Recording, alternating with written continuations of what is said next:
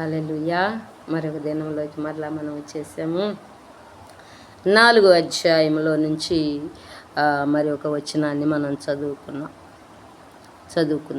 4వ వచనం, 4వ అధ్యాయం 4వ వచనం. చిన్నపిల్లలారా, మీరు దేవుని సంబంధులు, మీలో ఉన్నవాడు లోకములో ఉన్నవాని కంటే గొప్పవాడు గనుక మీరు వారిని జయించి ఉన్నారు. వారు లోక సంబంధులు గనుక లోక సంబంధులైనట్టు మాట్లాడదురు, లోకం వారి మాట వినును. మనము దేవుని సంబంధులము, దేవుని ఎరిగిన వాడు మన మాట వినును. దేవుని సంబంధి కాని వాడు మన మాట వినడు. ఇందువలన మనము సత్యస్వరూపమైన ఆత్మ ఏదో, భ్రమపరుచు ఆత్మ ఏదో తెలుసుకొనుచున్నాము. ప్రియులారా, మనం ఒకరినొకడు ప్రేమింతుము. ఏలయనగా ప్రేమ దేవుని మూలముగా కలుగుచున్నది.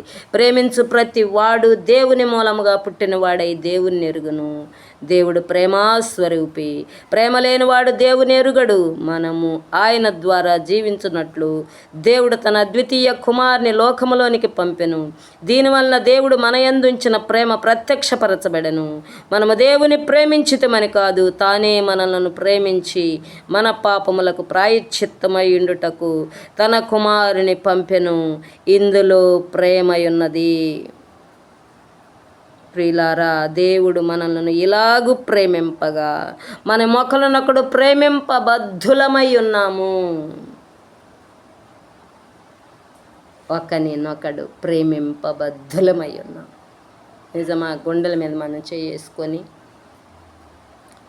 నేను ప్రేమిస్తున్నానని, నిజముగా ప్రతి సహోదరిని నేను ప్రేమిస్తున్నాను నేను చెప్పగలను. నేను ఎవరైనా చెప్పగలరా?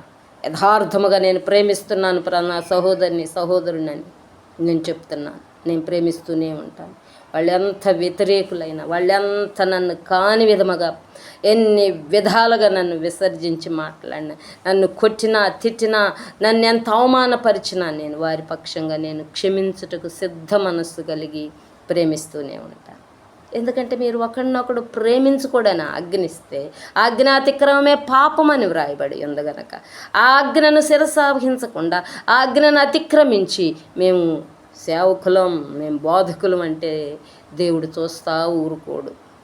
అయినా మొత్తుతానే ఉంటాడు. చాలామందిని నేను గమనిస్తూ ఉంటాను. ఎప్పుడు పడితప్పుడు మొత్తపడతానే ఉంటారు, కానీ బుద్ధి రావటం లేదు. మొత్తపడతానే ఉంటున్నారు కానీ బుద్ధి రావటం లేదు. మేము సేవకులం, మేము బోధకులం. అదేమంటే ఆజ్ఞ అతిక్రమమే పాపం. ప్రేమించుకొనుడని చెప్తుంటే ప్రేమ లేని వారుగా గంటలు విమర్శనాత్మకమైన వాక్యాలు. ఇక నోరు తెరిస్తే ఎప్పుడు ఒకే బోధ. ఇక నూతన బోధ ఏమి ఉండదు. ఇక నూతన వాక్యాలు ఏమీ ఉండవు. ఏవేవో చెబుతుంటారు. పిచ్చి గొర్రెలు కదా, పిచ్చి మంద కదా, మందలుగా వింటూ ఉంటారు. అంతే, వింటున్నారులే, వినేవాళ్ళు ఉండారులే, చెప్పేవాడు ఏదైనా చెబుతుంటాడు. వినేవాళ్ళు ఉంటే అంత మైకి పట్టుకున్నారంటే ఏమి చెబుతారో కూడా తెలియదు అన్నమాట. ఏమి చెబుతారో కూడా అర్థం కాదు. కానీ నేను లక్ష్య పెట్టను. నా బోధకుడు నా ప్రభే. నా ప్రభు చెప్పిన ఆజ్ఞలు నేను శిరసావహిస్తూ ఉంటాను. ప్రభు చెప్పిన ఆజ్ఞ నేను తప్పకుండా పాటిస్తూ ఉంటాను. ప్రేమ అనే దాంట్లో నేను నిలిచి ఉంటాను. వాక్యాన్ని నెరవేర్చడానికి ఇష్టపడతా ఉంటాను. ఎవరు నన్ను ద్వేషించినా దూషించినా ప్రేమయ్యున్న ప్రభువుని ప్రేమిస్తున్నామని చెప్పి, ఎక్కడో ఉన్న ప్రభువుని ప్రేమిస్తున్నామని చెప్పి భూమి మీద ఉన్న సహోదరిని ప్రేమించలేకపోతే అది ఎంత దౌర్భాగ్యమైన స్థితి కదా. నేర్చుకుందాం, మనల్ని మనం ప్రేమతో నింపుకుందాం. ప్రేమ లేనివాడు నావాడు కాదు అన్నాడు. ఆత్మ లేనివాడు కూడా నావాడు కాదన్నాడు. అసలు ప్రేమే నిలిచేదని కొరింథీయులకు రాసి 13 ఆఖరి వచనాన్ని మనం చూడవచ్చు. ప్రేమతోనే మన పరిచర్యలు చేద్దాం. ఒకళ్ళనొకడు ప్రేమించుకుందాం, ఒకళ్ళనొకడు గౌరవించుకుందాం, ఒకళ్ళనొకడు ఘనపరుచుకోమని చెబుతున్నాడు ప్రభు. ఎవరి సొమ్ము ఎవరుంది అంటున్నారు?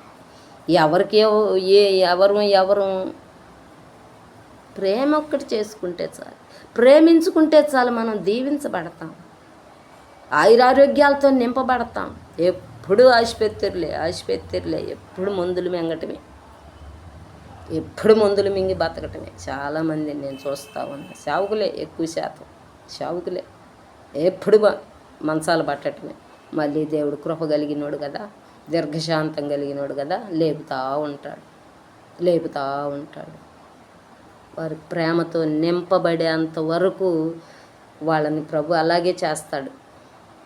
ప్రేమతో నింపబడాలి వాళ్ళు. సహోదర సహోదరులు ప్రేమించుకునేవారుగా అయ్యేంతవరకు ఆయన రాకడ రాదు.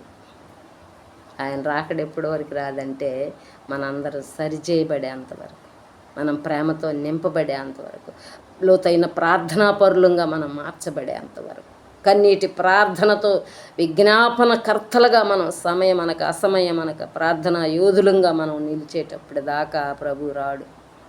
అలాటోలీగా వచ్చే ప్రభు కాదు మన ప్రభు.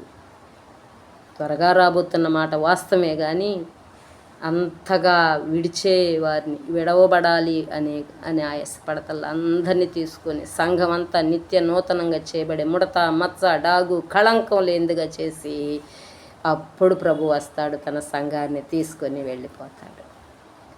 ఆ సంఘంలో మనం ఉన్నాం. అందరిలో మనం ఒక స్లోగన్ ఏదో వింటా చదువుతూ ఉంటాం, అందరూ బాగుండాలి, అందులో మనం కూడా ఉండాలి అని.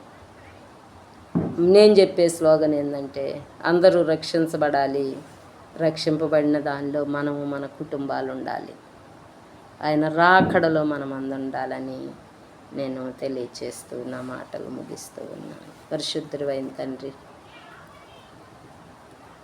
నమ్మదగిన దేవా, మీకు స్తోత్రాలు. మీ ప్రియ కుమారుడు మా రక్షకుడైన యేసు ప్రభు వారి నామములోనే ఈ దినం కూడా కొన్ని మాటలు అందించడానికి నీ కృపనిచ్చారు. మీకు స్తోత్రాలు నాయన. ఈ విధంగా ప్రతి దినం నాయన ఒక వాక్యాన్ని చదివి వినిపించి వివరించి ప్రార్థించుటకు మీరు ఇస్తున్న కృపను బట్టి మీకు స్తోత్రం. మహిమ ఘనత ప్రభావం మీకే కలుగును గాక, మీకే చెల్లును గాక తండ్రి. మీకే స్తుతి చెల్లించుకుంటూ మేమేమై ఉన్నామో మీ కృప తప్ప వేరొకటి కాదని ఒప్పుకుంటూ తండ్రి ఈ దినం అంతటిని బట్టి మీకు కృతజ్ఞత స్తోత్రాలు చెల్లిస్తాం.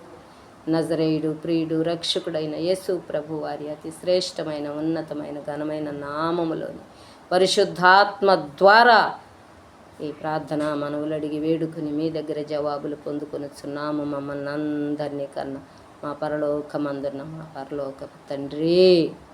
ఆమేన్, ఆమేన్. హల్లెలూయా, హల్లెలూయా.